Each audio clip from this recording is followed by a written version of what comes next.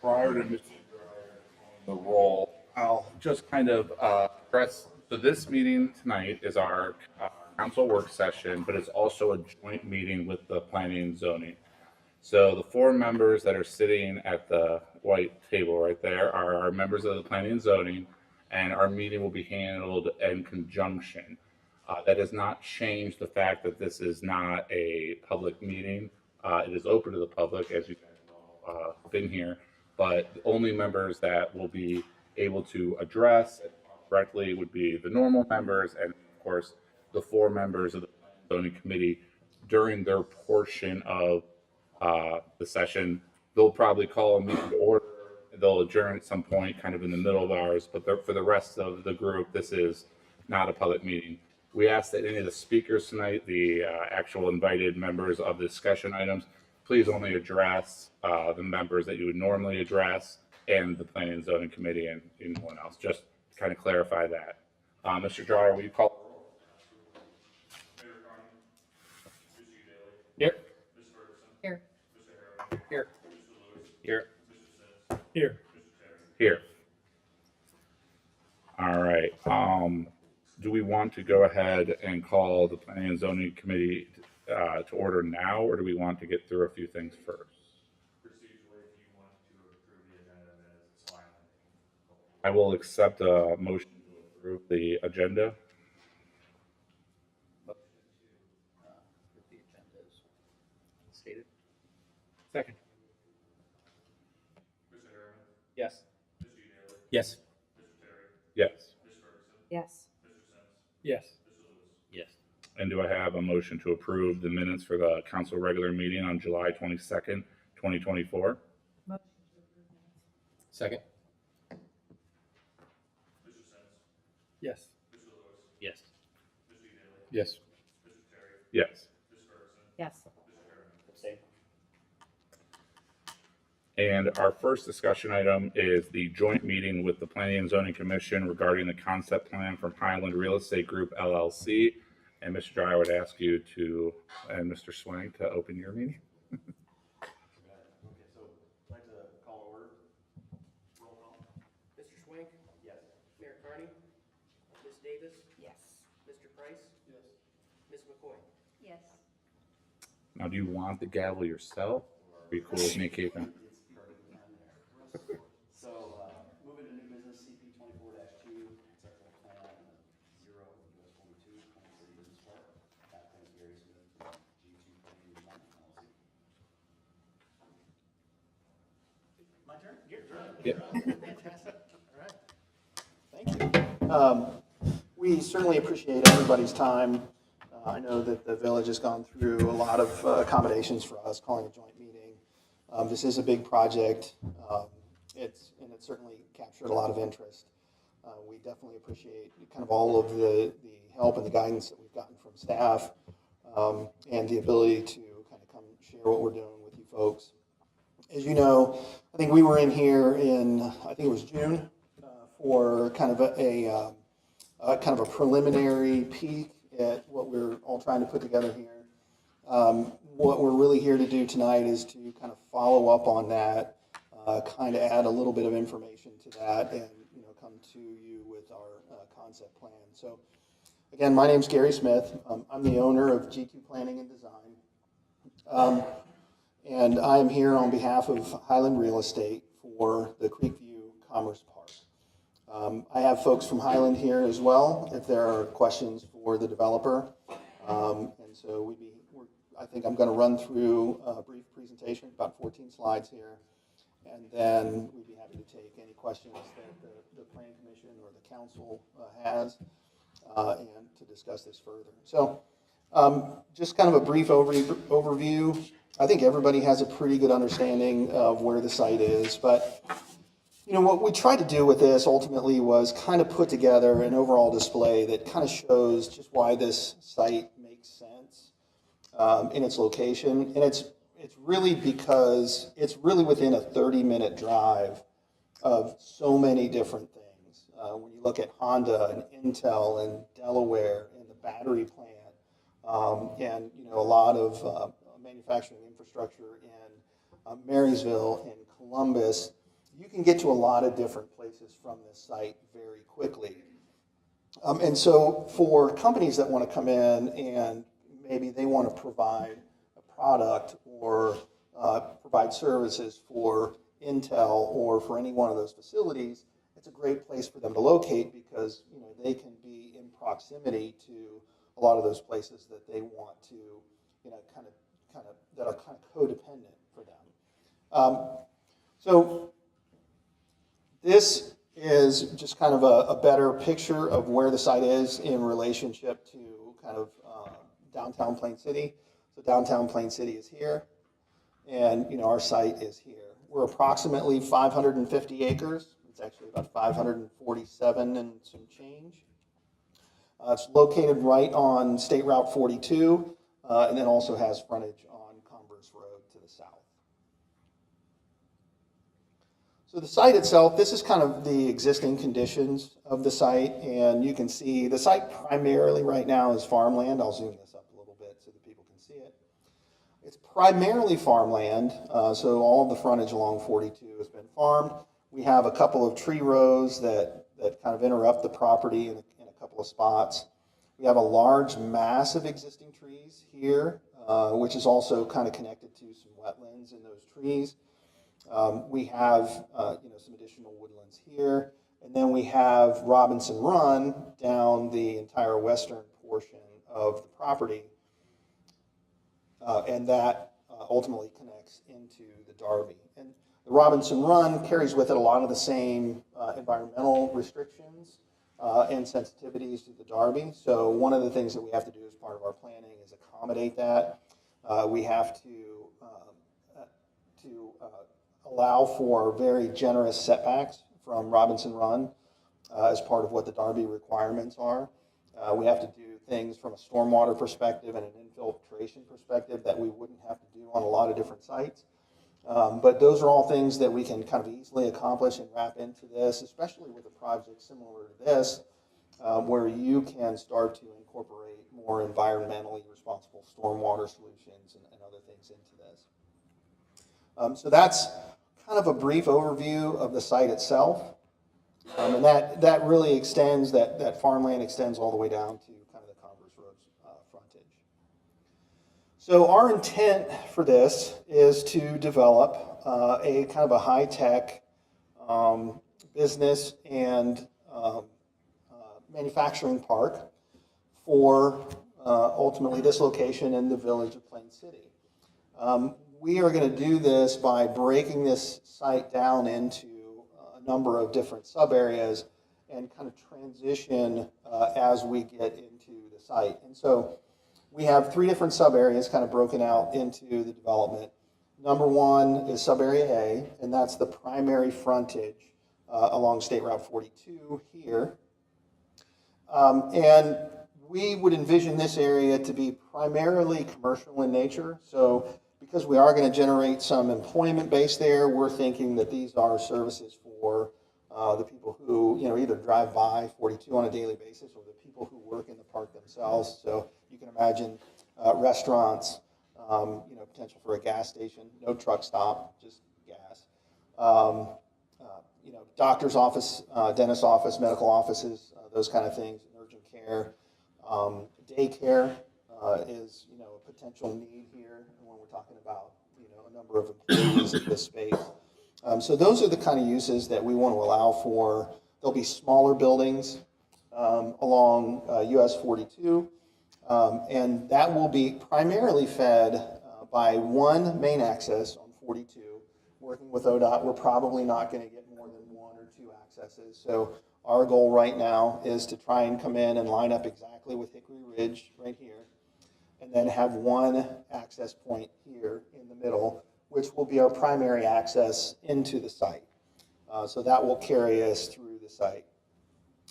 And then from there, and then we'll have a rear road in behind all of the commercial where all of the commercial will ultimately have to access from that rear road.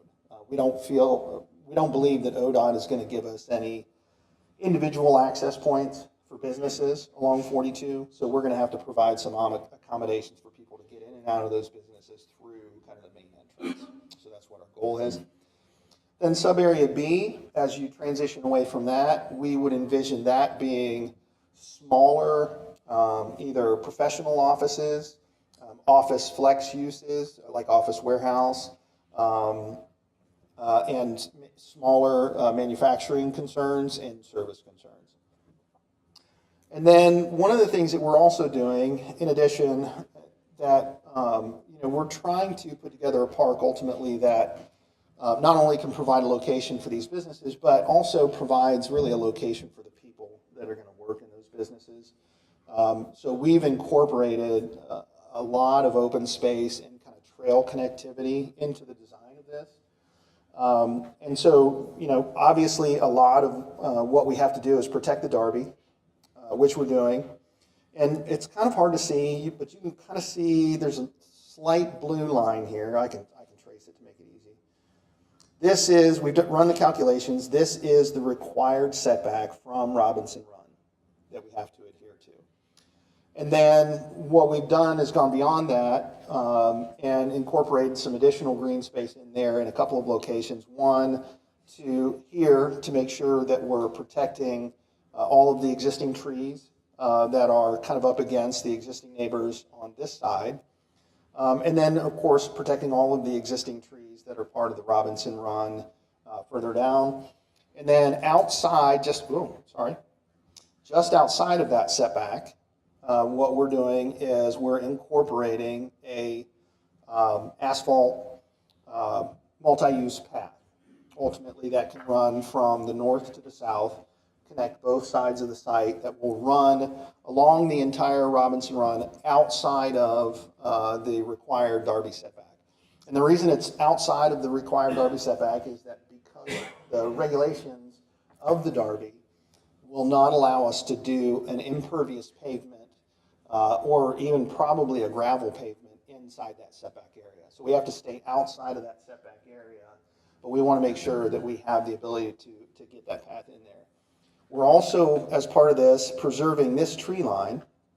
Our goal is to preserve this tree line as part of the connectivity from this open space along the Darby and the path there over to the open space to the west side of the project, which will encompass all of that existing tree area and some of the area that's not treed outside of that, where we're going to create ultimately kind of an open recreation area for everybody in the community. So anybody outside of the business park that would want to come here, walk the trails, they'll be allowed to. People who work in those facilities at lunchtime, if they want to go out and get exercise, walk the trails, they can do that. So really trying to create kind of an open and an active space for the people that work there, so that not only can we bring in employment, but give people the opportunity to stay healthy, do some of the things that they enjoy doing, during the work day, when they have a few minutes to take a break. And that open space also helps us to a certain degree break down the transition of some of those industrial spaces. And then to the south, we have sub-area C. This is where we would have more larger businesses. We have more open area here. So we could see larger facilities, data centers, warehouses, larger manufacturing facilities, those kind of things. Those are the kind of businesses that we would allow for in sub-area C.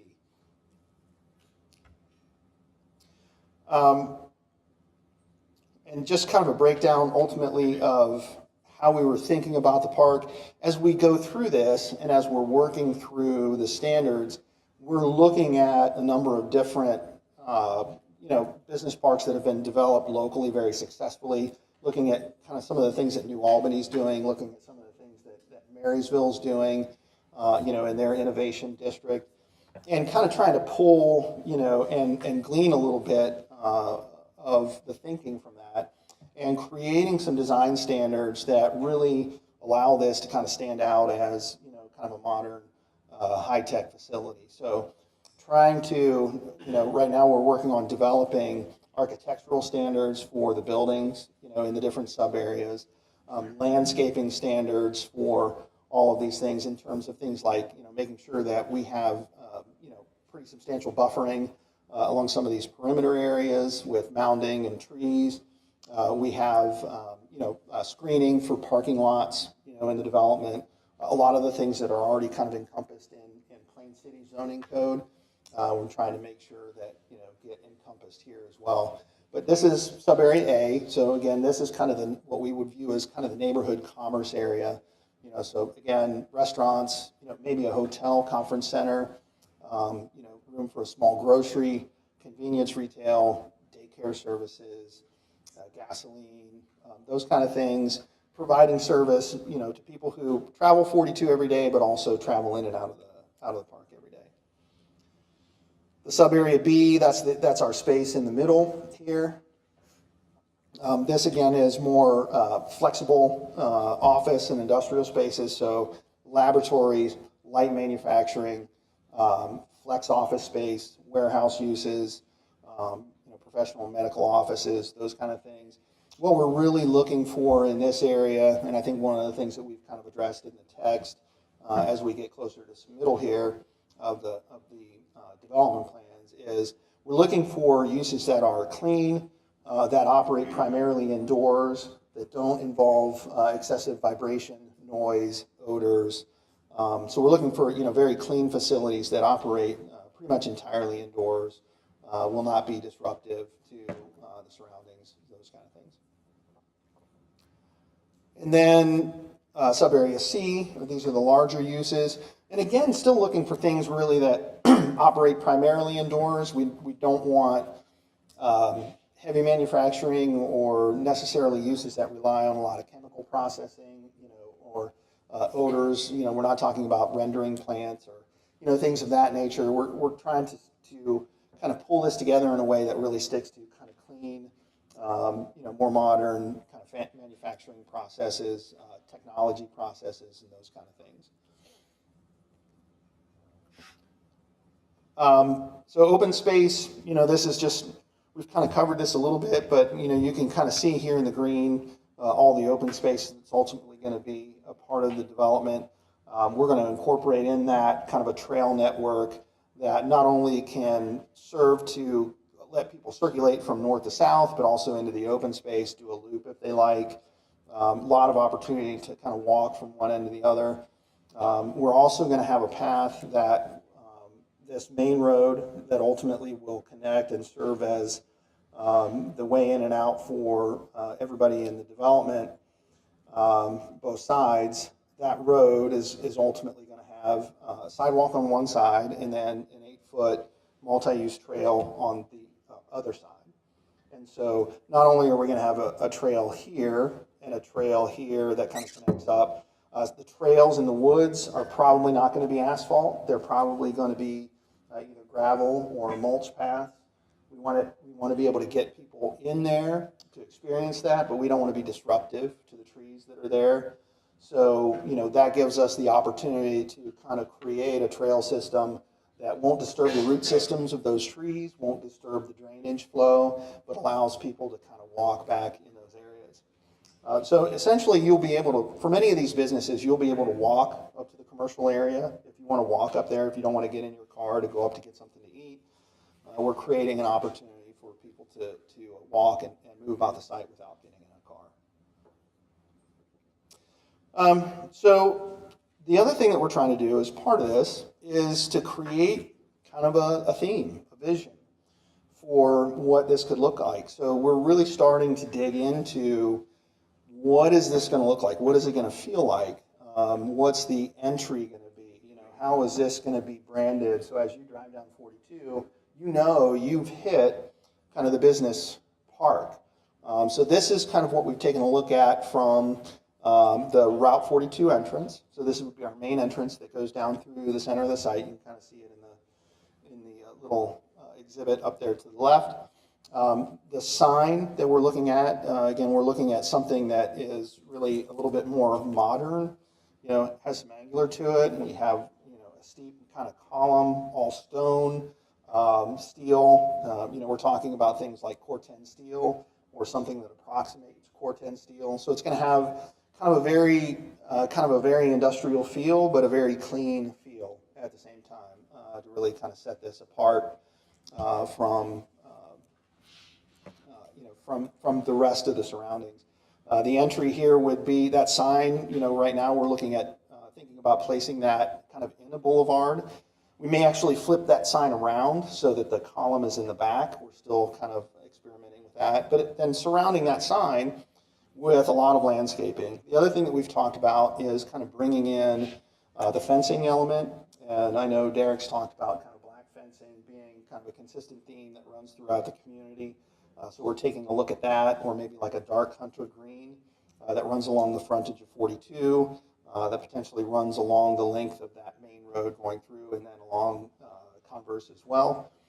And then, surrounding that with, some flowering shrubs, a lot of landscape, a lot of color to, again, really create kind of a very attractive entry. There it is, kind of in perspective, ultimately what that would look like, or what we currently envision that to look like. On the 42 side, when we talk about the commercial frontage, one of the things that we've talked a lot about is having some consistency in the signage. What you tend to see in a lot of different places is the theme breaks down because everybody's kind of got their own vision of what their corporate signage is. And so what we're trying to do is give everybody the ability to have a monument sign, but we want that monument sign to look like kind of the main entry sign. So we've got basically a reduced version of that will allow people to put their corporate logo on. So if you're a Wendy's, you can have Wendy's little head there, and you can have Wendy's on it, but it's going to be on our sign. So it's going to look like the rest of the signage in the development, and that will be. So what we'll do is, each parcel or each commercial user will be able to have one monument sign out there, but it's going to be part of the consistent theme. The other thing that we're going to do is, if there are areas in that development where there are multiple, sometimes you get, those small retail centers that have 2 or 3 folks, we're not going to allow more than one tenant panel on that sign. So we're not going to have a sign out there that has 4 different tenants on it. We could have a sign that says, the shops at, Plain City Business Park, but it's not going to have, hey, here's the AT&T store, the Dunkin' Donuts and Starbucks or whatever, like those kind of things. So we're trying to be very consistent and kind of conservative with the signage, but create kind of a sense of visual appeal. Internally, we're going to do the same thing with the industrial users. And so we're allowing for industrial signs that will allow people to incorporate their brand, the name of their business, those kind of things. But again, we want to do it on sign that kind of carries that consistent theme throughout the development. Of course, all of the streets are going to be tree lined, just like you would expect on most of the residential developments or any other development kind of in the village of Plain City. We're going to incorporate, again, setbacks that have landscaping in them. So as you go down the street, all of the businesses will have landscaping. We're trying to organize kind of the site development standards so that a lot of those users, if they have like large overhead doors or a series of overhead doors, that facade of the building doesn't face the road. So try to keep those kind of things off of the view of the main road, trying to keep that a very clean, feeling, a very clean feel and appeal, and then, allow the landscaping and kind of the architecture of those buildings to kind of speak and create the aesthetic as you drive through there.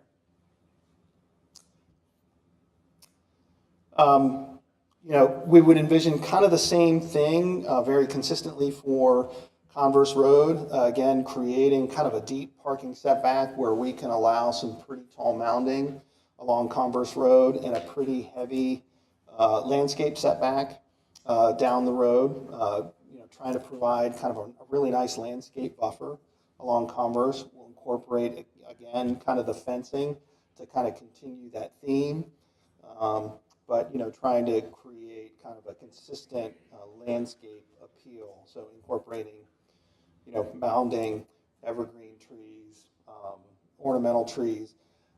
We don't want to just create a long staggered row of evergreen trees because it gets it's unnatural. It gets very boring. And I don't think from an appeal standpoint, it doesn't look very good. In our buffers, we always try to incorporate shade trees, flowering trees, ornamental trees, so that you get a little bit more natural feel along with, the evergreen trees so that you get a good screen.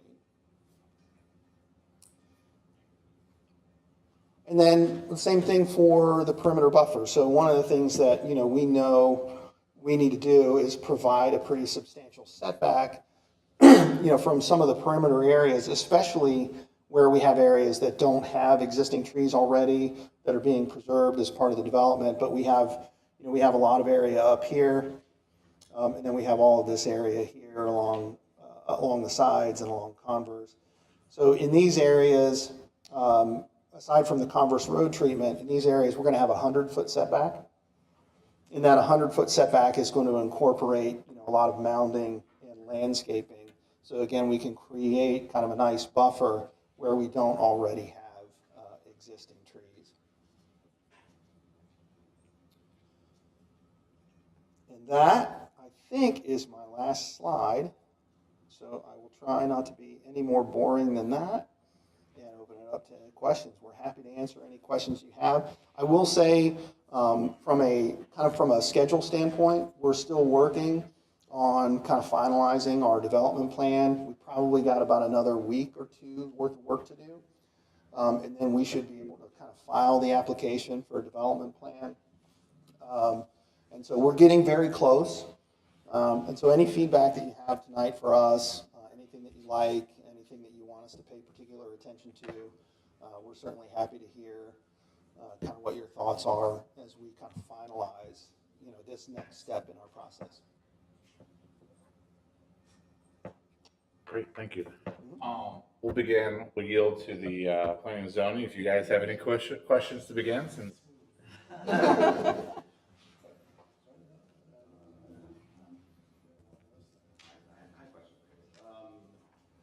the first step here is, this is not current Plain City zoning, right? Obviously, this is annexed.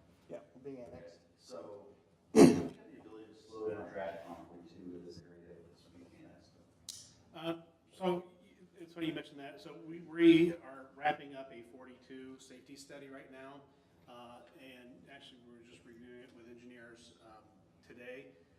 And working with ODOT, also working with both counties, so on the Madison County side and on the Union County side. So with this study, obviously the study is existing conditions now, so they focus a lot on crash studies that's existing today. And so we're making recommendations on how to improve those. But knowing that development is coming, all along 42, it's in the scope of areas to be studied. So, yeah, I mean, 42 from start to finish is going to see dramatic, at some point, it's going to see dramatic improvements. Just to clarify, the specific question is, if we have annexed both sides of 42, who dictates the speed limit in that area? Still ODOT. Yep, Okay, state route. Thank you. So at the end of the day, it's going to be an ODOT. Yeah. And kind of piggyback on, like, the entrance to that, would they be one who kind of would say, hey, this would be a lighted one, a roundabout, kind of whatever they think the preference would be, would they kind of be the ones who control that? Yeah, so there'll be a traffic study involved in this as well. A little difficult right now just because we don't know the end users. But there's studies that can be done on potential the high end of things. So yeah, ODOT's going to be involved, the county's going to be involved the entire step of the way to figure out what's best. I mean, I can only imagine ODOT, just from today's meeting, ODOT is already, roundabouts seem to be their solution or answer to a lot of slowing down traffic. So I could envision more along 42 at some points. Not saying that this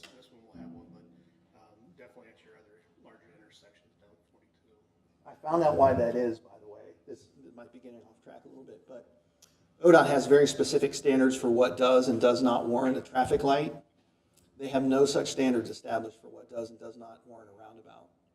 So if they can't meet the warrant for a light, they will not give you a light because they don't want to go outside of their guidebook. There's nothing in their guidebook that says you can't put in a roundabout. So that's become kind of the standard answer. If you have a safety problem and we don't warrant a light, you guys can do a roundabout.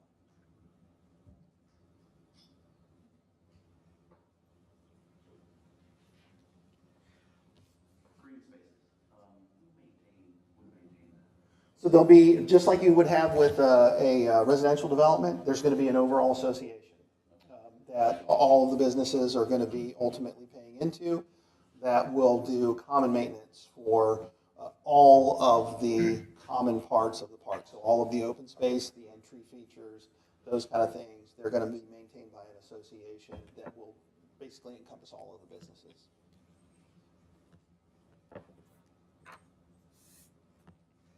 I'll say, I think it's a good plan. I'm excited about the development. Obviously, if you're, like I say, bringing commercial spaces to town.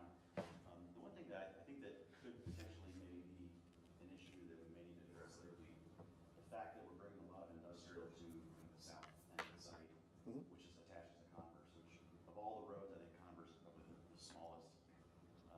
Whereas we have major industrial park there, you're gonna have obviously a large increase in traffic and substantial vehicle, trucks Right. and whatnot. So I don't know that I have an answer there, but it's kind of obvious that I think that somebody at ODOT's gonna have to definitely look at that. If we're bringing that sort of traffic Yeah. to Converse Road. For sure, and part of this is going to be part of the traffic study, but one of the things that we'll be able to do for all of the businesses is establish some standards where their deliveries have to come from. So we can probably control most of the truck traffic by saying, look, if you are a truck, you're making a delivery to this, you have to use 42 in our main entrance in. And that's the reason that we're providing that main spine road all the way down through, so that they can get from 42 to kind of every business in that park. Now, if you're an employee and you're driving in from Converse, we're not going to stop people, but we're going to do traffic studies going to encompass some of that, and I think we can establish some guidelines for trucks and deliveries. For the most part, if you're coming in to deliver from the site, there's no advantage for you to get off 42 anyway. If you're coming from 33, if you're coming from south, there's just no advantage for you to work your way over to Commerce and into the backside of this. It's always going to be much quicker for you to stay on 42 and go into the development. But yeah, we certainly realize that, and we're conscious of that as well. Can you tell me what the height of the monuments are going to be in comparison to the height of the fencing that's going around? Yeah, so one of the things that we're really trying to do with that front sign is attract some attention. So, this monument, we're talking about a 20-foot column. Now, Not at the entrance. I thought you said that there were going to be secondary where the monuments were going to be smaller. oh, are you talking about on the along the commercial frontage? Correct. Okay, so the commercial frontage, those are going to be much shorter. So this is an example of the commercial frontage sign, about the same height as a person. The column itself might be just a little bit taller. These signs are going to be approximately probably 3 foot by 4 foot. So pretty similar to what you would expect to see kind of for just a regular monument sign out in front of a business. They won't be that large. On the industrial side, when you get into the site, we are allowing for a little bit taller monument there. Those I think we have right now at, I don't know if I could get that to read, so those at 10 feet, but that would be interior to the site, not along 42. Thank you. And the fencing, how tall is it? The fencing would be kind of the standard 4-rail horse fence, so it's typically, I'm sorry, I didn't answer the second part of your question. That's okay. It would be typically 52 or 54 inches, I think is what those are typically at. I like the signage just kind of being a standard one throughout, so you don't have a million different company logos going through with it. Yeah. As far as like lighting on it? Mhm. Down lighting, up lighting, is that any idea on the plan? I know it's like way in the weeds. Well, I mean, no, it's a good question. I mean, we haven't really got that far, but from a conceptual standpoint, I could see a couple of different things. For most of this is going to be kind of natural materials. We're not allowing for internally lit cabinets. So it's not going to be like a typical monument sign where the entire, Wendy's sign is lit. So there's a number of different ways to do that. One is you could do it by ground mounted, like low voltage lighting, and you could light the face of it, that way. Or what I like, and I would see more for especially the main sign, is kind of halo lighting. So what you have individually mounted letters that have lights on the backside of those letters that project at the sign panel at night. And so it creates kind of a halo effect of those letters. And then you don't really need to light the whole sign because you can clearly see kind of Creekview Commerce Park in the dark. And the rest of the sign actually just kind of, the column and everything else actually recedes into the background. So there's a couple of different ways to do it. We haven't quite got there yet, but we're going to find an attractive and creative way to do it that doesn't create a lot of light spillover. And I think that's what most people are really kind of concerned about. A lot of spotlighting and those kind of things. And that's something that we're also going to have to think about as we get into the Commerce Park itself. We don't want a lot of light spillover. So, we're going to do everything we can to keep, lights lower. If we do have building mounted lighting, that's going to have to be shielded so that it doesn't just project outwards, it just projects downwards. Parking lot lighting is going to be the same thing. It's going to have to be cut off lighting, those kind of things. We do want to be very sensitive to the fact that, this is out, in an area where you don't really want a lot of light spillover. So we're going to have to really take a hard look at those things and make sure that we're addressing those as well. Now, like one of the things on the layout, the sub area C, Mhm. down Congress Road. Yeah. I think there could be opportunity, I know, depending on the users, is kind of having some of it be like that sub area A for like daycare, different things, just down Converse, we're gonna have the, MIS, their big subdivision there, and. Down on the opposite Down- side there? Yeah, down on Butler. next to Mhm. it.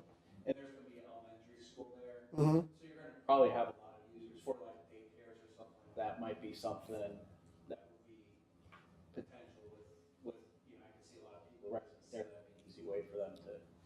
Yeah, I mean, I think that's something that we hadn't really thought about that. I mean, we kind of always envisioned that we were kind of transitioning away from 42 in that way, but I think there might be the opportunity to create a couple of parcels there at the main entry that might provide some of that service-oriented, a daycare down there. It's a nice, quiet use.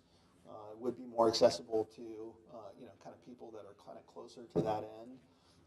It's definitely something to think about. Core 10 or the A588 seal that builds up that patina. With your monument signs that you have, that stains really heavily. Yeah, you got to You work gotta out. be careful with your limestone caps. Yeah, you have to work out how that The works. bridges that I do that we have Core 10, it makes the bridges look really bad when You run a channel under them that will. Yeah, what we've done in the past is you can run rustification grooves down the bridges, and so the staining would be direct because what happens is that patina builds up, water hits it, drips down, and makes that orange That's right. tint to it, and that's the feature of Core 10. I mean, it builds up its own rust protection. You don't have to paint it, but it's going to have that look. Yeah. And you just got to work it. So when you look at those signs, just find something that you don't see that spillage come over top, because if you have a white stone cap or concrete cap on top of that, below that, it will not be nice and clean after a year. I can guarantee that. I think ultimately. Because that's the feature of that Core. And the Core 10 is great, but that's just one of the downfalls of it. Yeah, for sure. That's, that's one of the things I think that we're going to have to think about. We haven't contacted the sign company yet.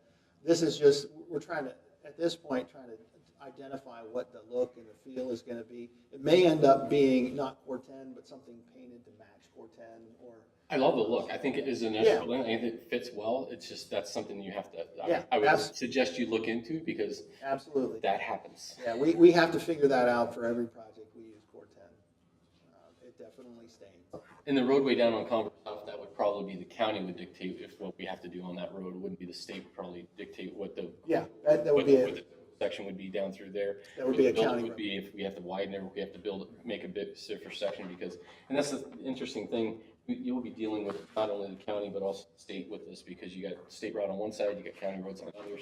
And so you have to deal with both entities, I think, on this. There's multiple entities and utility Yeah, providers. and NODOT does have a comprehensive plan. I haven't looked at it lately to see what they had through this corridor. Thought at the bridge, at that north entrance up there, I thought they had a roundabout at that point about 8 years ago. That plan came out, Yeah. and that's what they're part of the traffic study you guys are doing. That we're doing is it's updating that. I think. Yeah, I think in the very near future, we're gonna have to start having those conversations with ODOT and just making sure that whatever we do there from an intersection standpoint, it makes sense and it fits with their regulations and fits with what the traffic study's telling us and what their own studies are telling us. So we are currently starting to get into those levels of detail now. Yeah, I love the connectivity that you're going to think of with the woods, and that sort of reminds me of Glacier Ridge. You're just talking about paths through the woods, keeping that, and then connecting that through down through Robinson Run. Love that idea that we could be there. That yes, we'll have an industrial area, commercial area, but yet we still are we're trying to maintain or preserving the woods that are there. Too many of these projects come through, just blow it all out. And I love that we're not going to do that. You're going to try to keep that tree line that's there as a natural barrier between area C and area B. And I think that'd be a nice distinctive change as you can see that, you know, and I like that you guys are thinking of keeping that. That was kind of our thought as well. It could provide kind of a nice transition and help break down the spaces in that development so it's not so overwhelming. Along, kind of with the pass system, I think I'm the one sketch to do the sidewalk. Mm-hmm. Could we look at maybe just having that be an 8-foot long? Yeah, I think we can look at that. I know we'll have kind of a park property, you know, a little bit further up toward Courier, so it's out there. It'd be nice to have like that. Oh, connectivity between, sure. Having the path there that would flow through. Yeah, I mean, I don't think that's a problem at all. Well, I can even see in the future connecting to new development that's right across from Pastime Park with a bridge across the Derby at that point. And that would connect everybody through that direction. Yeah, the stuff that Rockford did down there? Yeah. Across from Pastime, yeah, absolutely. Do you have a buffer from coming in off 42 for, let's say, your high equipment, your heavy equipment trucks? I would just think like in the wintertime, and I know in residential areas, if you go in, you see a lot of the tires that have gone up into that middle island. So I just want to make sure that when you have somebody coming in, that there's enough of a buffer there that if something happens, they're not going to go right into it. Yeah, I think the images that we showed, kind of the entryway, that's not really engineered. That's just us being kind of illustrative landscape architects doing what we do. But we are, we're going to have to fully engineer those. We're going to have to actually do, we have a truck auto turn program that makes sure that the pathway of wheels and tires can navigate those intersections to make sure that they don't run up on the curb. Now, you can never protect yourself from a bad driver or somebody who just makes a decision to turn too late. But I think we can create enough of a buffer that primarily, people will be able to access that intersection without disrupting any of the landscape. And with the boulevard style, is that kind of the full length there, kind of north to south, or is that just really at the main? I think we're really at this point just talking about the main entrances. What we would envision more for that main road going through ultimately is, and again, we haven't gone through kind of the traffic study or the engineering of this, but our initial thought is that road's going to carry a little bit more traffic in and out of the development up to 42. We're probably going to have at least one lane in each direction and a center turn lane. And so, that's going to be a fairly wide road, and we want to have the ability for people to turn in. One of the things that's not shown in sub-area C right now, because we don't really have any users or we don't have those broken down into specific parcels, but there will be probably roads that come off of that main road and maybe create parcel splits in there for businesses. And so, you know, you're going to want to be able to turn left or turn right, you know, off onto those roads or driveways. And I think by the time you do that and incorporate driveways in those roads, there's not much of a boulevard left because you're just cutting into it with so many turn lanes. Especially for retail. Yeah. I mean, some of your example images that show Wendy's and what you talk about kind of creating an architectural standard. Are you thinking that architectural standard will be able to create, will kind of be able to control some of the development of those, you know, standardized products like Wendy's, such that it wouldn't be that something controlled? Yeah, I mean, you can work with chain franchises to an extent. They all have their corporate branding. They're all fairly rigid with it. But, you know, there are Wendy's in New Albany, right? There are Wendy's in Dublin that don't look like the average Wendy's. So to a certain extent, you can work with those folks to say, okay, look, these are the kind of materials that we expect. And as long as you can put these kind of materials on your facade, if you want to incorporate your red, you know, Wendy's, you know, wall there, we're fine with it. But, you know, you're also going to incorporate some of our standards in there. So there's, you know, I won't say that they're entirely flexible. They won't design any building for you, but they will work with their architectural standards to make sure that, you know, if you say you want to be here, these are the kind of things that you're going to do, and if they want to be there, you know, typically they'll do them. It's not easy, always. But yeah, we can create some standards that help govern the look of those things to create a little bit more cohesiveness. And what we're trying to do with the architectural standards is not take all of the creativity away. What we're really trying to do is establish a very good baseline that says this is the kind of quality that we expect. But as you can see here, I mean, there's a pretty wide range of styles and architecture and things, you know, that we could see that get incorporated into this. And then where we really have kind of the common branding comes into the fence and the landscaping and the signage that ties all of this architecture together. So, I mean, you could see a daycare. I mean, this is a daycare building. It's a child care center. You know, it's much different than the gas station or, you know, the Wendy's. But they all incorporate, you know, high quality materials, kind of consistent design elements. You know, good architecture is really what we're trying to regulate. Working with them, trying to create a cohesiveness in the buildings. Yep.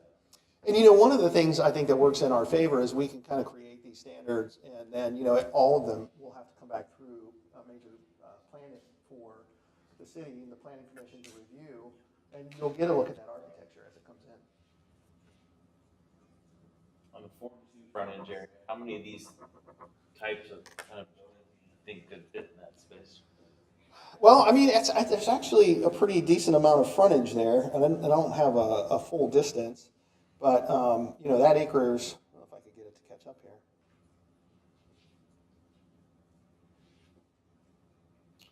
My computer doesn't want to play ball right. And to be clear, sub-area A is that whole front area, not just where it says sub-area. It's the whole frontage, yeah. It's the whole frontage of 42. Thank you.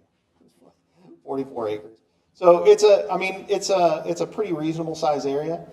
And, you know, you could see a number of businesses in there. We are going to have some minimum frontages. I think right now we have 100 feet or 125 feet. But I would expect many of those to be a little bit wider. And we actually leave a pretty significant amount of depth there, about 450 feet, so that if we did have a larger user that wanted to come in, you know, I don't know that we have enough room for a Kroger there, but you could potentially see something like a Fresh Time or a Whole Foods, a grocery store of that size, that could potentially take advantage of that space. And so we're trying to create a flexible enough space for a variety of different uses to be able to locate there. We talk about phasing plans, and then as users come on, you fill out, obviously, the site contracting utilities will all happen first, and then it's going to be, are you trying to fill up A, then go B, C, or are you trying to just fill up what you need? Yeah, I don't know, and I don't think that we're trying to kind of limit where people can can start or where people can go. I think ultimately, we might see interest in A, B, and C all at the same time. You know, we're going to start marketing this as we get further into, well, not we, but we as in the royal we as in Highland, are going to start marketing this, you know, as soon as we get a little bit further into kind of the zoning process. It's very hard to get people interested until, you know, they know you actually have a project. So it's hard to get people to sign on the dotted line. But I know that we've been working also with, you know, the village. We've been working with Jobs Ohio, you know, a lot of different folks to kind of generate interest in this. They've told us that they have people that, you know, want to come. And so it's very likely that we could really just be building a significant portion of that main road down the middle and start, you know, locating businesses in all sections of that development. Build that main road to where you have a business, or would the opening thing be the main road connects all the way, or is there a time where it would not connect? That I'm not sure I can answer. It just depends on where those businesses would want to locate. I mean, we're definitely going to have to get people off of 42. So we're not going to build a road here and then stop it if somebody wants to locate here. We're going to have to build that road, you know, all the way to here. And then to do that, I would imagine if you're going to go that far, you probably complete the rest of the road. So I think some of this is we're going to learn a little bit as we go. But one of the things that we don't want to do necessarily is to create an avenue for, you know, immediate cut through. We want people to come off of 42, and we're going to build that road down from 42, start there as we get businesses, and then ultimately connect it. And as we really get into the meat of this, is really probably when you're going to need to make that connection. Where are the utilities coming from to hit the property? How much is 42, how much impact's going to be on 42, crossing over utilities, shutting it down? I don't have a good answer for that. Do you know much about the utility at this point, Scott? Yeah. Good evening. I'm Scott Mallory at Highland. So we're still working through that. The right-of-ways, the easements, what that looks like. We're working with the city of Marysville, Madison County, as well, trying to put together kind of a comprehensive plan. Those alignments, obviously, you know, have not been kind of finalized. There's several corridors that the providers are looking at right now. Obviously, we're mindful of the Darby and the impact there as well, but we're still very early in those studies.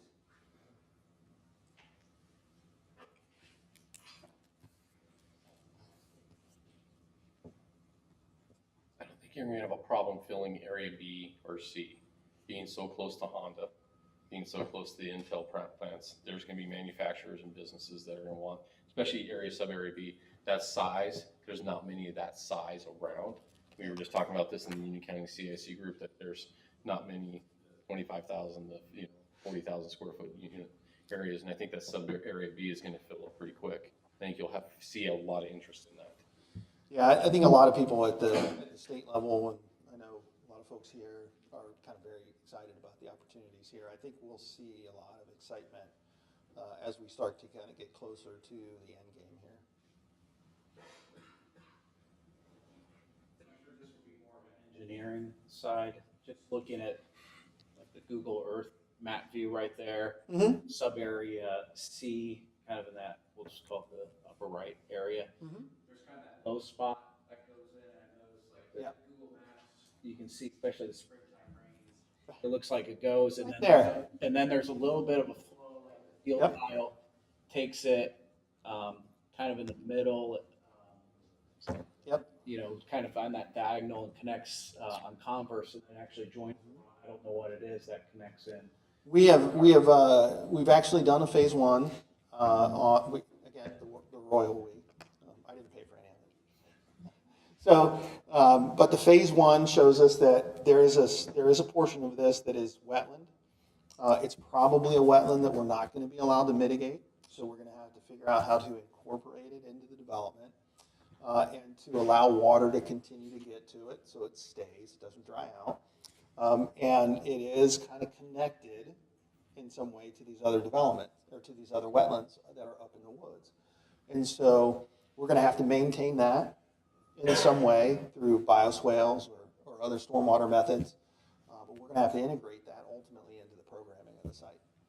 And I was gonna say, because I know it's, you know, down, you know, just like the natural flow kind of runs here, and like the drainage. Yep. The tile goes here, and between these houses. Goes under and then Is over. where the ditch, it goes under the road, then Then over connects to the out, dark. so Yeah. I don't know if there's anything kind of.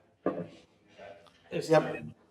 I think as we start to get more into kind of the engineering piece of this, we know approximately where we're going to have to start locating ponding and stormwater infrastructure and outlets and those kind of things.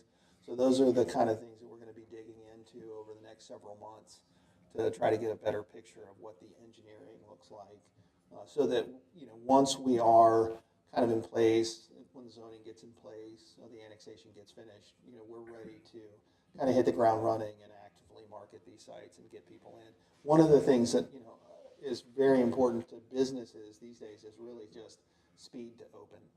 They want to know once they sign a lease, you know, I want to be open tomorrow, which, you know, you can never do, but we want to try to get people into this site kind of as fast as we can to kind of keep that excitement rolling.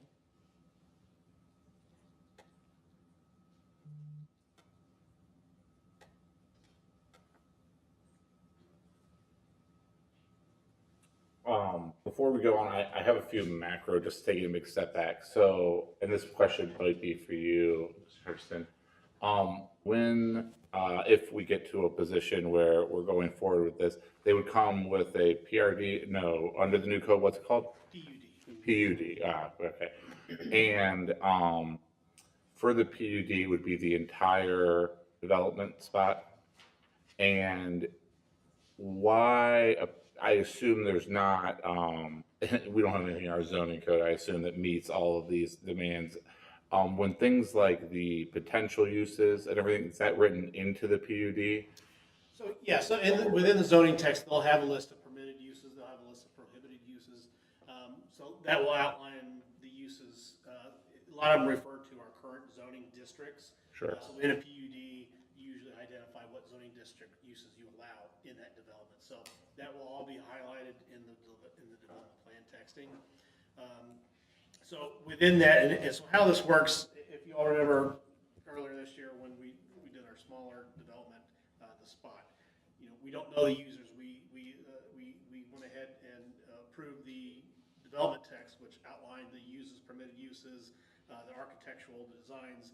This is just on a lot bigger scale.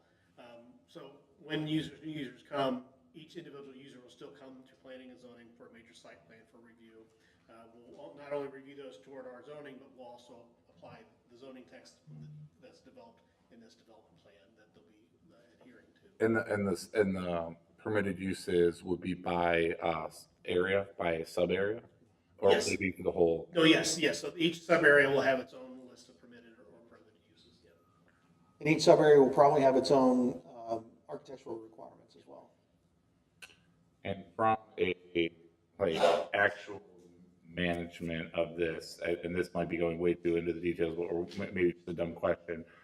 Does this combine all the parcels? I assume there's multiple county parcels. Yeah, there's a number of different parts. Yeah. Does this all get combined down into one, or is it still separate pieces and parts all across the? Initially will be separate. It depends how, ultimately it may be parceled out. So there may be multiple parcels in the end. I don't know. I don't know how you guys are going to, if it's all going to be lopped into two parcels in between the roads at the time. I think until those roads are established and users, until they start platting out. Yeah, I think ultimately the road location, and one of the things that, you know, you'll see, we've kind of established kind of a basic alignment of that road. One of the things as we've gone through the Altas that we found out is there are a couple of gas lines that run down through that property. So we'll be kind of working with that road a little bit, moving the road so that we get a better alignment between the road and the gas lines so that we're creating more efficient parcels. So once that road's established and platted, then that will kind of establish the alignment for the rest of the plats as the businesses come in and say, okay, I need 20 acres, I need 60 acres, I need 5 acres. Then we're going to be able to take a look at that and say, okay, here's how we're going to be able to divide these up. Here's where we're going to need kind of ancillary roads on the inside, and that will start to establish the plat. Each one of those businesses ultimately will be platted as its own lot, and then either sold or the land will be leased to the business for some period of time. So when you talk about the entire PUD, you have certain open space requirements, which obviously are mostly up by sub areas A and B. When you get to the major site plans, for example, in sub area C, will those have individual open space requirements, or will it be part of the larger PUD's open space requirement? Yeah, so you have, our open space is based off the entire project. So the entire PUD has a percentage of open space. So this is either going to meet or exceed it. Now, you still have, when you get down to individual parcels, lot coverage. So there'll still be lot coverage.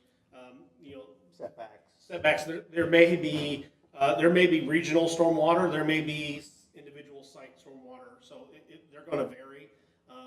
But yeah, there'll be the open space. When we get down to the individual ones, we won't have to worry, I guess. It's already covered in the open space that whatever's created or approved. Yeah. So we won't have to worry about at each individual site. Sure. And the reason I ask, and maybe I just need a lesson in planning and zoning a little bit, but long term, 30, 40, 50 years down the road. So we determine, the owner determines they want to sell off and redevelop sub-area C.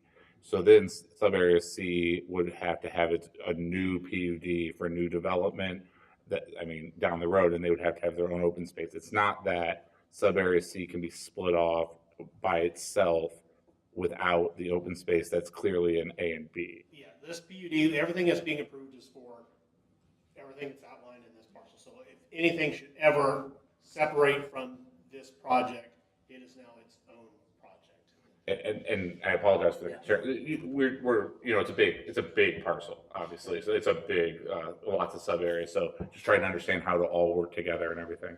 I think one of the other things in terms of the open space, I think that's important to that discussion is this open space is, again, going to be owned by the overall association, and it's going to be in the PUD as open space in perpetuity.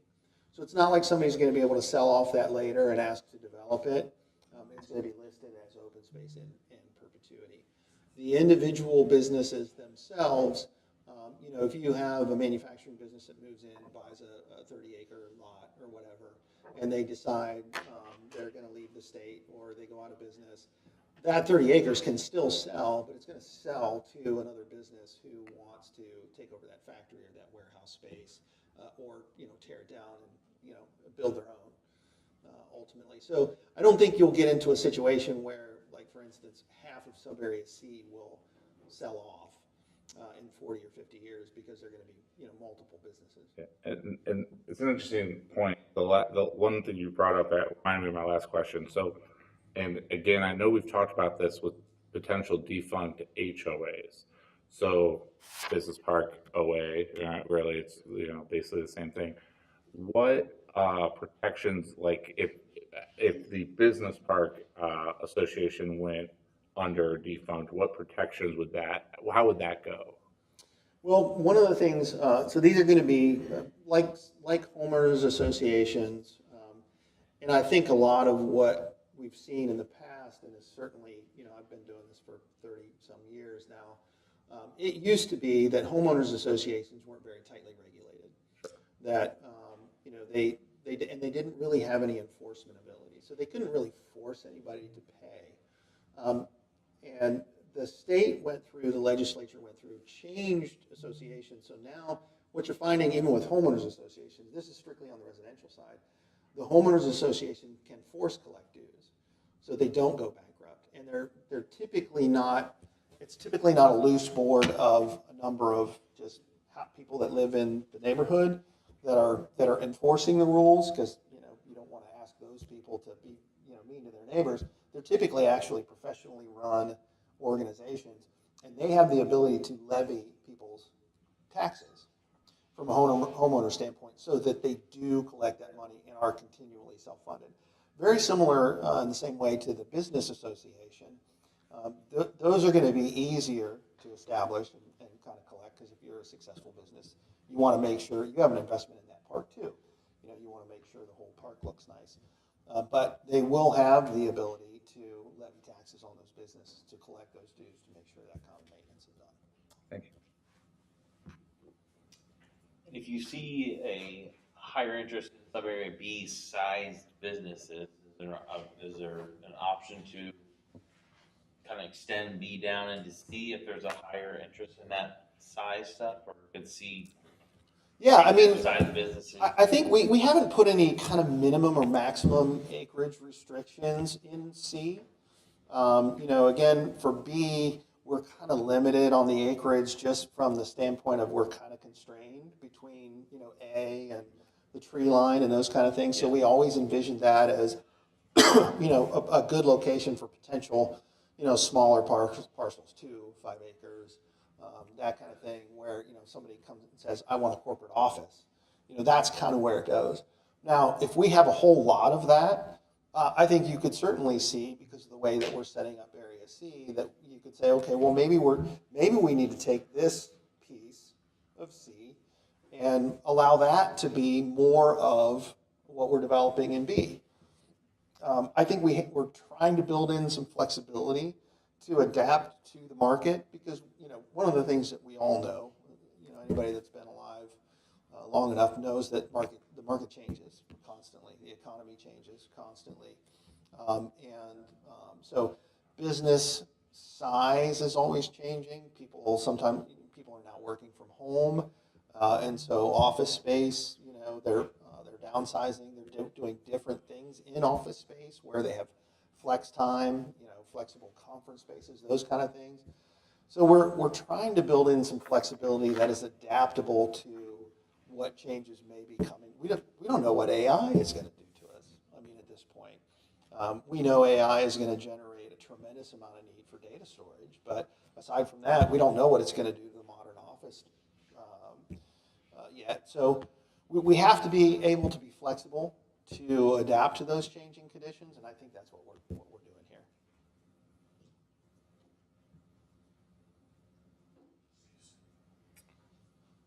No other questions? So thank you very much. Sure. I think procedurally, it would make sense for the planning and zoning to, if you have no other business, it would make sense for you guys to adjourn as a separate part. Do you guys have any other business?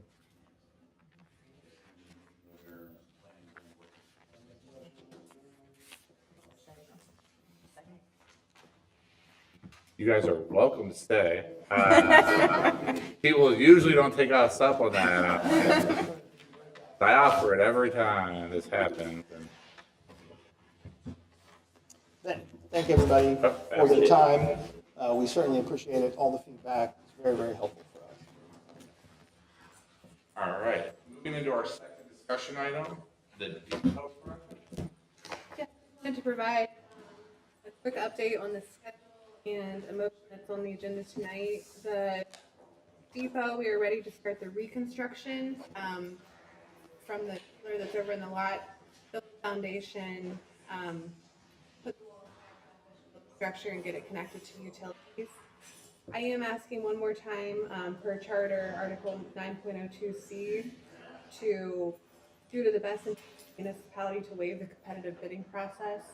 I would request council's award to Outdoor FX, who did the deconstruction of the building. They obviously took it apart in a really organized manner. I think it only makes sense. They provided us a fair price to reconstruct it. Asking anybody else to do that or trying to go out to bid would add a lot of time to the project, I believe. So Yeah, I want the person who took it apart to put it back together. Yeah. And this would be on the site, Yes, this would be on the and site. this would be what time, and what timeframe? So we'll do the first reading tonight. The second I'm sorry, reading- and everyone always asks me when work will be started on the depot, so. Yes. Yeah, We're hoping September, October, they would do the foundation, all the exterior work, get the walls up, the roof on. an addition bill, and then through the winter months, do all the finishing interior, so we're ready for the plaza in the spring. Plaza in the spring. The plaza is finishing up engineering. I think there are a couple of minor details that the engineer is working on. We did receive the state capital grant for $400,000, so as soon as the engineering's done on that, we'll get that out to bid and construction next year. This spot, part of the plaza? No, the Okay. plaza will be the lighting around the building, Okay. the brick building, kind of in between the future market and the depot building. Yeah, is that renovations to that future market too, that building that's there? Meeting Because we were with- looking at it on something, is that part of that? I'm meeting with the building person tomorrow, to try to get more of an idea of what that price looks like before I commit to that. Saying that out. Yeah.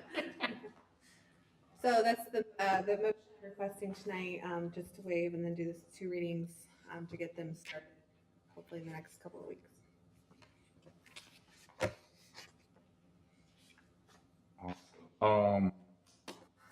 Well, we might as well. I would be open to a motion to waive the competitive bidding process pursuant to Article 9.02C of the Plain City Charter due to the best interest of the municipality for reconstruction services rendered in regards to the depot project. I'll second that. Well, I didn't really. There's people want to second it. Second it. I don't know.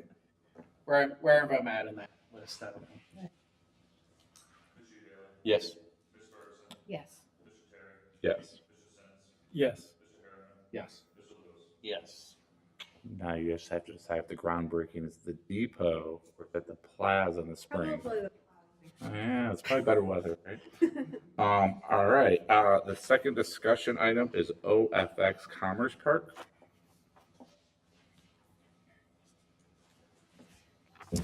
Hi. A little bit of a long night for you guys. Try to keep it brief, which is not exactly a skill of mine. So, just a little humor to lighten the tension. So this is a project that has been before this group with our conceptual plan, and we recently brought the preliminary development plan through Planning and Zoning Commission, which approved us just a couple weeks ago. And so I think the purposes here are to give you just a refresher of what the project is, provide a little bit of the additional information that we have added to the submission, going from the conceptual to the preliminary development plan, to make sure that the council is aligned with those decisions and aligned with the planning approval of that preliminary development plan. So if I can just go back to kind of the sort of initial submission and what we had put forth, I think it's important to kind of remind ourselves here of what the purposes and the goals of the development are. And you heard a little bit in the previous applicant who was just in here, you know, some of the demand for these sort of smaller business spaces and job creating space within the community. What we are proposing here, I don't know if we can get it up on here. I could present something. I don't know if any.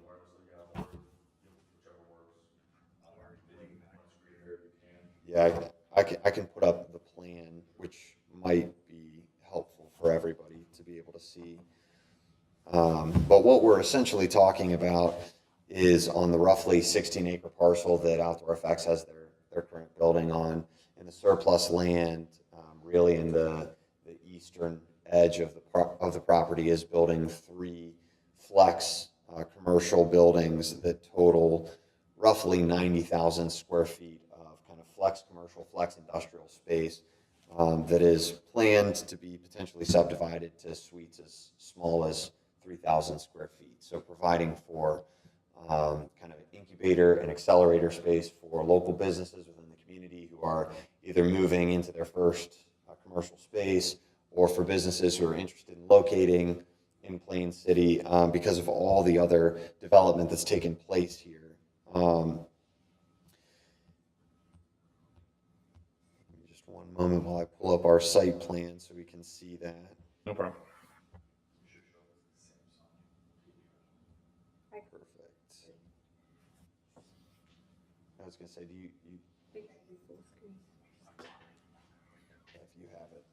too, that would be good.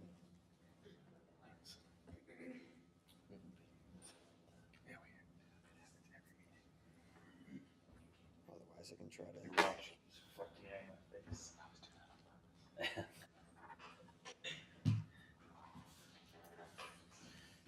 Glasses. Okay. Give him my hand.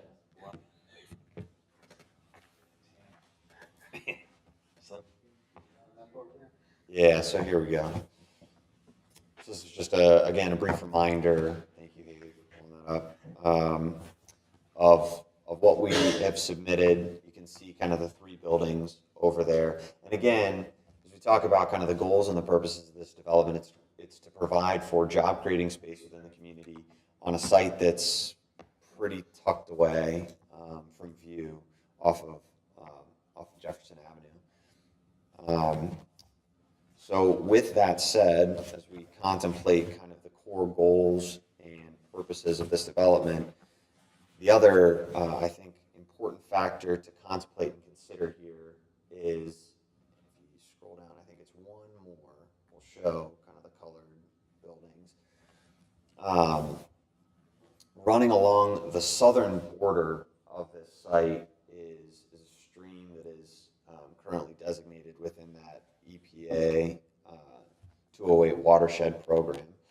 And so we are in a bit of a gray area here, as the EPA has passed regulations related to restrictive setbacks on this stream in particular, but we have already gone through the process of engineering the site, and so it's going to be a conversation to ensure that we can actually accomplish this plan, to see if we're going to be able to be grandfathered in, or if they are going to require us to conform this plan to the new standards. But that is one of the other restricting challenges of this site, is the potential for those additional setbacks. So all of that said, contemplating those large goals of creating that job creating space with a wide variety and flexibility of uses so that any number of businesses can occupy this space, we wrote the PUD text in accordance with kind of those goals and purposes. So we made some modifications and changes that planning was willing to approve related to divergences around certain landscaping requirements, certain open space requirements. You can see here that around the retention pond that we're planning for, we're putting a walking path, so we are creating some level of an amenity for the employees of that site if they want to leave their space and walk around. We are in the process of, as we've submitted our final development plan, sort of working with staff and with the planning and zoning commission to determine what level of connectivity is going to apply to this site, because it's, again, fairly tucked away without a readily available pedestrian access point at present. And so I'll pause there and see if there are any questions before I share anything else. I say connectivity, just for me, just thinking would be any kind of more or less path structure, just on the 42 side, just paralleling 42. Yeah. On the property frontage, just kind of say that, you know, the multi-use path, because that's the goal, everything's going up. Yep. And just right now, downtown is kind of the spots. If we can get, particularly here, there's no somebody who jogs at 42, it'd be nice to have a little bit more separation between trucks. Absolutely. So we do show that as a future multi-use path in our final development plan, which actually got submitted about a week or so ago. And that is the frontage along Jefferson Avenue is that's a pretty easy request.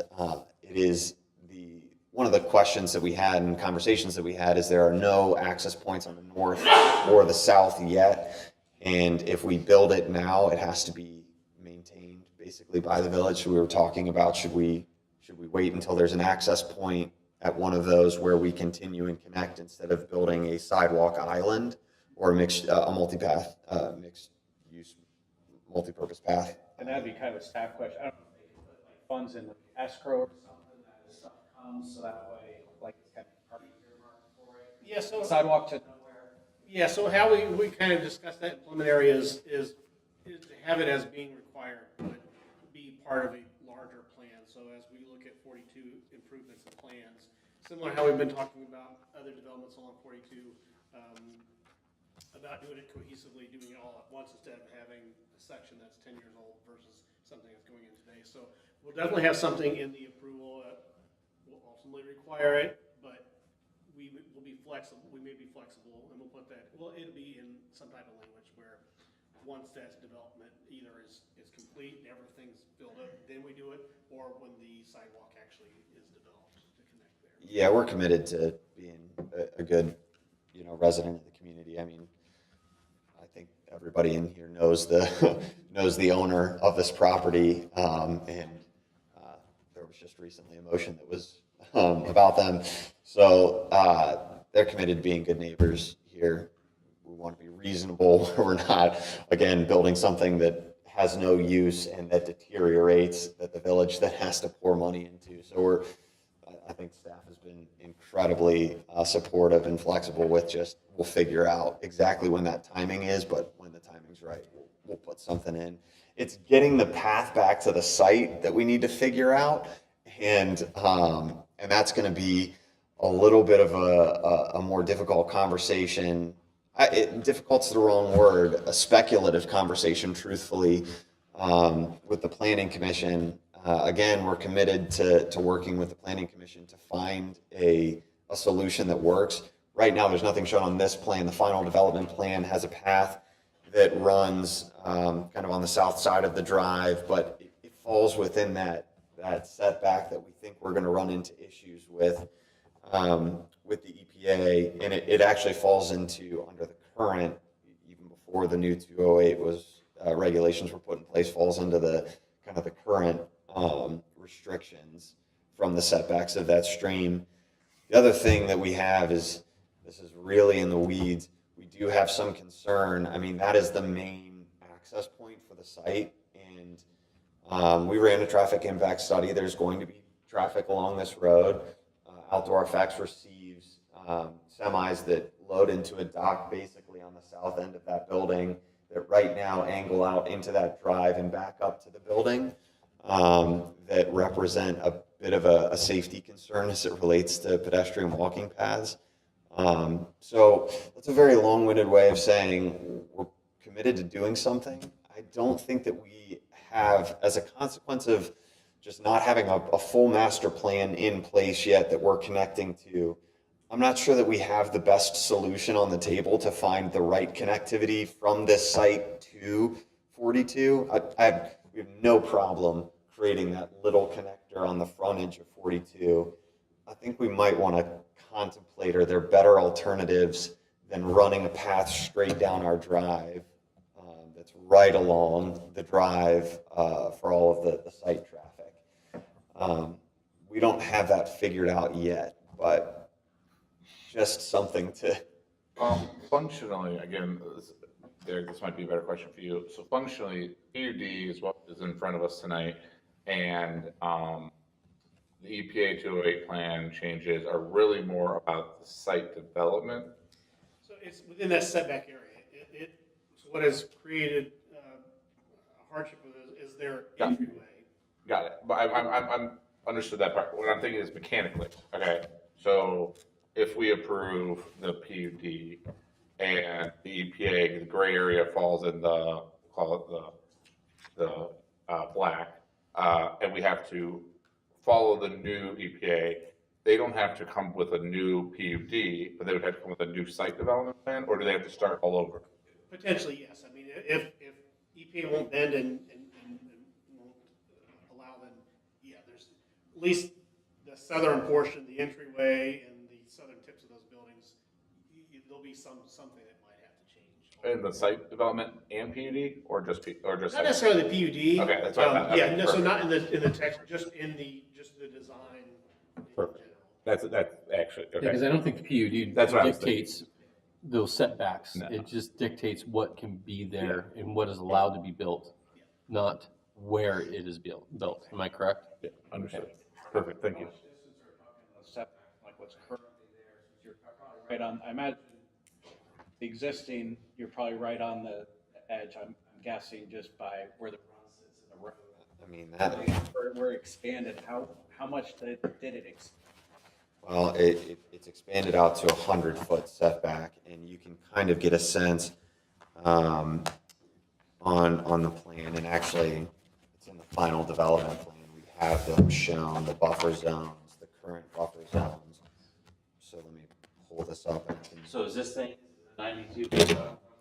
That's the setback? That's a good representation. It's pretty. 92 just to the building? So it Yeah. would be 100, where you couldn't start the road. Now, what we are claiming is that road is already in place and existing. And so we're actually going to suggest that the question is, how do they let us, do they let us bring the building all the way down? So I think it's more a question about the length of the buildings than it is anything else. This road, Yeah, that road is there. That is an existing drive. So just to give you, this is the final development plan. If you want to see this shows basically the current buffer zones that are in there, and you can see the building fall in that. It's a red line. The red line is the buffer, and there are multiple buffer zones within there. So So would it be the zone 3 is that the far buffers probably yeah, and that's be restricted to? and that's what they're saying now. There's no of it. So previously, if you wanted to develop within that, it called for mitigation. Now there's no opportunity for mitigation. It is a hard, you cannot touch anything within the setback. So You guys started the engineering though when? we started the engineering before it was passed. Yeah, that's what I thought I was just gonna get to. We submitted for the I contract. have a pretty good argument that but against EPA and they're sticklers. I've had to deal with them. Boy, You and I've had to deal with them before. Boy, we really hope so. Our plan is that we want to show, we want to go into the EPA and request basically our, we want to file our notice of intent with the EPA and say we have a fully engineered plan here that's fully approved by the village, and we can point back and say we had submitted our concept plan well before this thing was in place. Right. So. Any other questions? Traffic users in 42 turn lanes, is there anything, I'm kind of looking at you, Derek, again with that, because I know we've had a study and something else adding more users that I don't know if the study included or not. Yeah, so the traffic study, it had a report in, Matt and Smith, they're reviewing that now, so they'll have comments for the final on what's going to be determined there. There's likely something that's required. Yeah.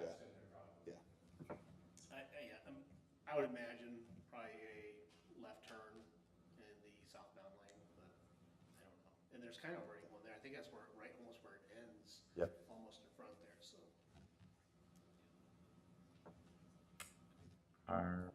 If nothing else, I would welcome, thank you very much. I would welcome a motion to approve PUD 24-4 preliminary development plan for OFX Commerce Park. To approve PUD -24-4. Second. yes. Yes. Yes. Yes. Yes. Moving into a period of old business. Second reading, ordinance 17-2024, approving a supplemental appropriation of funds and amendments to the Village of Plain City 2024 budget.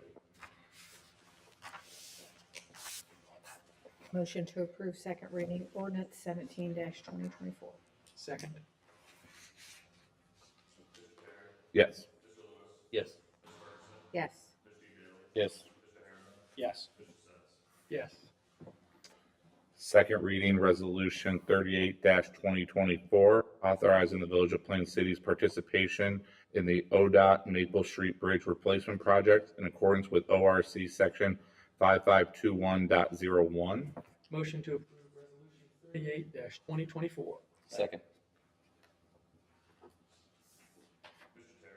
Yes. Yes. Yes. Yes. Yes. Yes. Second reading, Resolution 41-2024, stating what services the Village of Plain City will provide to the proposed annexation of 547.16 acres of land in Jerome Township, Union County, Ohio. Motion approved 41-2024. Second. Yes. Yes. Yes. Yes. Yes. Yes. Moving into a portion now of new business. First reading, Resolution 42-2024, authorizing the village administrator to award the contract for the Heritage Trail Trailhead Project to O'Heal Site Solutions. I believe that's right. And didn't you just tell us that you want us to, do we need to? We don't need to. The next meeting's Monday, so there's plenty of time to have a second reading. Okay. First reading Resolution 43-2024, authorizing and directing the village administrator to enter into a contract with Outdoor FX for reconstruction services regarding the depot project.